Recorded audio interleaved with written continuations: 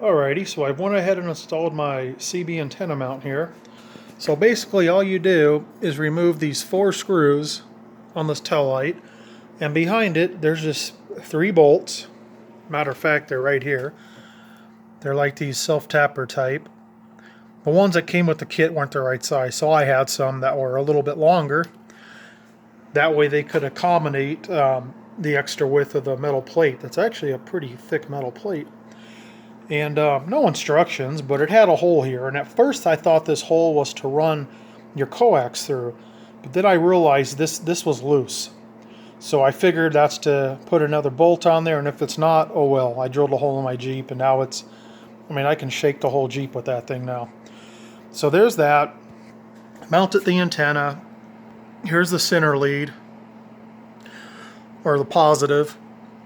I guess it'd be a positive, you know, the center lead of the CB antenna. Here's the shield, the braid, the negative. I just grounded it right there. So I cut the coax, separated them, and then heat shrinked both sides. And then right here where they meet, I put RTV inside of there and use my heat shrink. So no water's getting in there. I was debating whether I was going to drill another hole through here or how I was going to get it through there, maybe going through the tail light.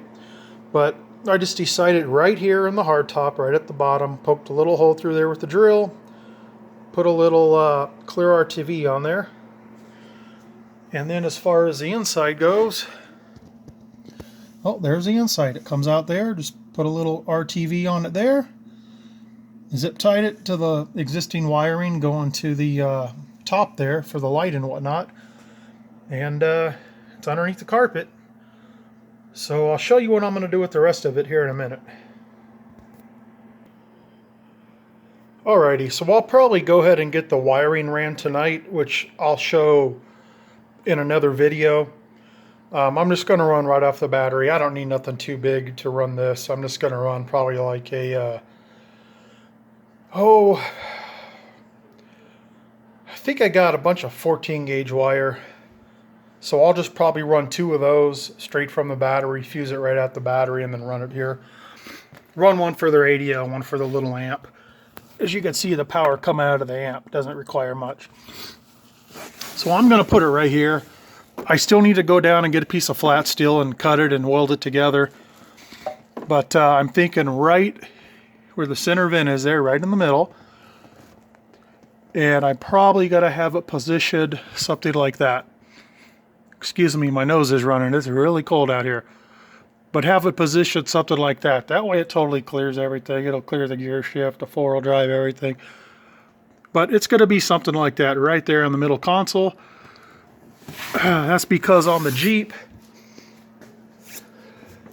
well, when you get to the back seat, these seats lift up like that, both of them, the driver and the passenger. So it's got to be way clear of that in the center console. I don't want it hanging under the dash where it's, you know, a person's knees are going to hit. I don't have much room over there. I sure don't want to buy or build a bracket and put on the dash and have that big old radio on there. Now, I was thinking of putting it right here on the hardtop. And you can call me crazy, but I mean, this Jeep's old. I was just going to drill a couple holes right through the roof, drop a couple bolts down, and just silicone them on the top, or put some rubber grommet so it doesn't leak. Put it up here like a truck driver radio. You know, I was thinking of just putting it right like that, mounting it up there, but I said, hell with it. I think it'll be better here. It'll be more user-friendly. My luck, that thing will be hanging down. The microphone will be hanging down. I'll get a ticket or something. So we're just going to put it there.